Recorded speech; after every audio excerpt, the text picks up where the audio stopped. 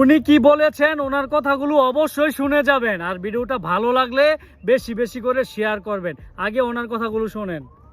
একটা জিনিস পূর্ণ শ্রদ্ধার সাথে দ্বিমত পোষণ করি, এভাবে অ্যাঙ্গেল করা 50টা প্রতীকের মধ্যে আপনারা এমন 3-4টা সবসময় বলেন যেই 3-4টা সবার জন্য বিব্রত করা, আপনাদের জন্য আমাদের জন্য।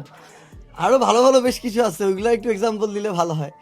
আমরা দেখেন একদম স্পষ্ট করে আমাদের জায়গা থেকে বলছি, 2টা লেয়ারে বলি।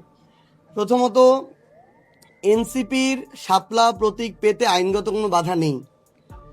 আমরা সকল ধরনের বাধা, আইন কানুন বিবেচনা করে একটা টিম আমাদের এটার উপরে দীর্ঘ সময় কাজ করার পরে তারপরে জেনে শুনেই যারা আইনজ্ঞ বিশেষজ্ঞ আছেন, নির্বাচন কেন্দ্রিক, প্রতীক কেন্দ্রিক, তাদের সাথে আলোচনার প্রেক্ষিতে আমরা শাপলাটাকে দিয়েছি। তো এখানে কোনো আইনগত বাধা নেই। এখানে যদি নির্বাচন কমিশন স্বেচ্ছাচারিতা করে, নির্বাচন কমিশন কারো চাপে তারা কিছুটা ভীত হয়ে আমাদেরকে এটা না দিতে চায়, আমরা মনে করব যে তারা স্বাধীন সাংবিধানিক প্রতিষ্ঠানের চরিত্রটা হারিয়ে ফেলেছে।